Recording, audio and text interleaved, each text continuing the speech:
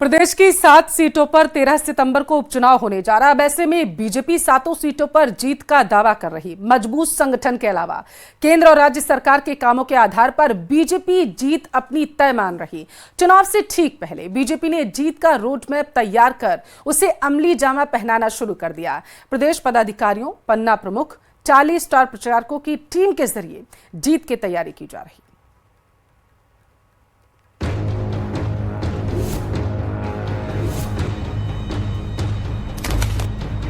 पर हमारा संगठन सुदृढ़ है, सब दृष्टि से हम मजबूत हैं। भारतीय जनता पार्टी के लिए हमेशा लोगों की, देश के लोगों की चॉइस ये बीजेपी रही है। प्रदेश की 7 सीटों पर होने जा रहे उपचुनाव में बेहद कम वक्त बचा है। ऐसे में सभी राजनीतिक दलों ने मतदाताओं को साधने की रणनीति पर काम करना शुरू कर दिया है। स्टार प्रचारकों को रणनीति के जरिए चुनाव मैदान में उतार दिया गया है। भाजपा के प्रदेशाध्यक्ष मदन राठौर उपचुनाव में जीत का दावा कर रहे हैं। मदन राठौर की माने तो चुनाव जीतने के लिए पार्टी का रोड मैप तैयार है। हमारी तैयारी कोई अचानक नहीं हुई है। हमारी तैयारी है, हमारा बूथ मैनेजमेंट, हमारा पन्ना प्रमुख की नियुक्ति, हमारे मंडल और इस स्तर पर हमारा संगठन सुदृढ़ है, सब दृष्टि से हम मजबूत हैं। तो हम उस आधार पर, और फिर राजस्थान और केंद्र सरकार के जो बजट है, उनकी जो घोषणाएं जो हमने विकास की है, वो आधार हमारा रहेगा। जनता के बीच में जाकर के हमने ये सब जनता को बताया है और जनता समझती है, सब देखती है। कांग्रेस ने जो पहले जो भ्रम पैदा किए थे, वो भ्रम का निवारण भी हो गया है, इसलिए जनता अब हमारे साथ है।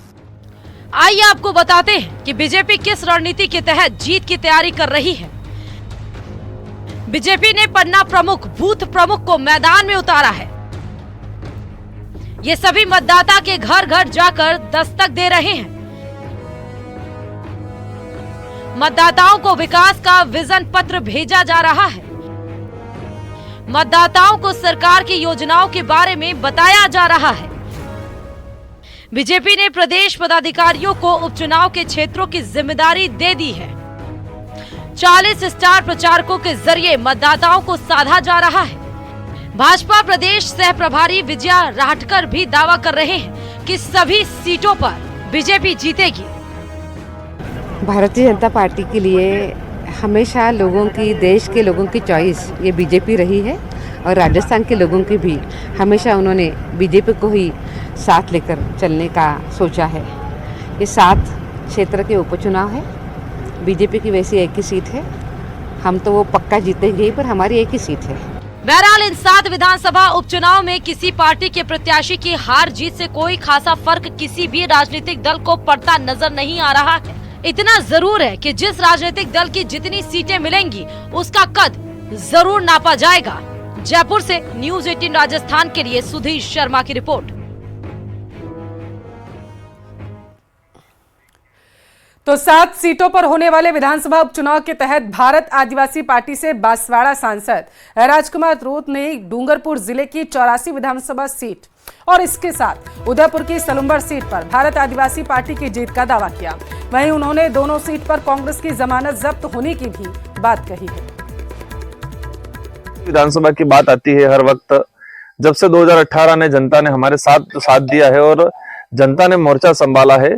2023 का चुनाव देख लो, लोकसभा चुनाव देख लो और अभी का जो चुनाव है, वही चीज है कि जनता स्वयं अपने इच्छा से जो जुनून के साथ चुनाव लड़ रही है और इसलिए हम 100% आश्वस्त हैं कि जीत तो है ही सही, लेकिन जो लीड मिली थी मुझे 69,900 की, वही लीड बरकरार रहेगी। कोलंबर का अंदर भी वही चीज हमने कांग्रेस को कहा था कि इस गठबंधन में दोनों सीट छोड़ दिया जाए, लेकिन यहाँ पर कांग्रेस के अंदर भी कुछ लोग ऐसे हैं जो अपने आप को अलग टाइप का महसूस करते हैं और हम तो ये खुला दावा करते हैं कि कांग्रेस के कुछ लोग हैं जो बीजेपी के इशारे पे चलते हैं, क्योंकि लोकसभा चुनाव में कांग्रेस के हाईकमान ने डायरेक्शन दिया था गठबंधन का, लेकिन यहाँ पर कई नेता जैसे कि डूंगरपुर विधायक गणेश जी गोगरा है, कुछ अन्य नेता पार्टी के, कांग्रेस के कई ब्लॉक अध्यक्ष, मंडल अध्यक्ष, जिन्होंने अनऑफिशियली बीजेपी को सपोर्ट किया, न कि हमको सपोर्ट किया।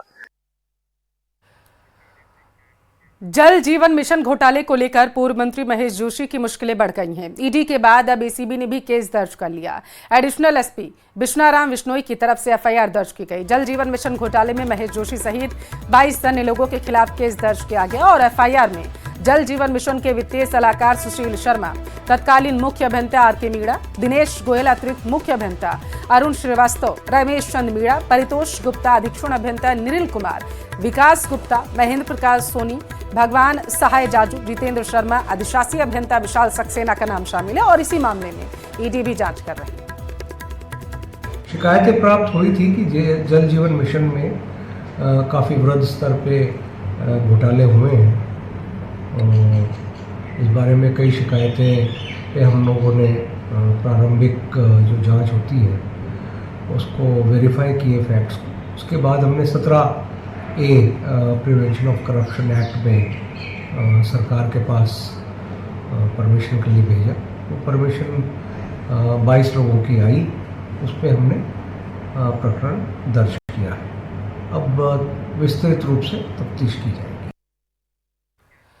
सुप्रीम कोर्ट से विधायक शांति धारीवाल सहित जेडीए के 3 तत्कालीन अधिकारियों को झटका लगा है। सुप्रीम कोर्ट में जस्टिस सूर्यकांत और जस्टिस उज्जवल भुयान की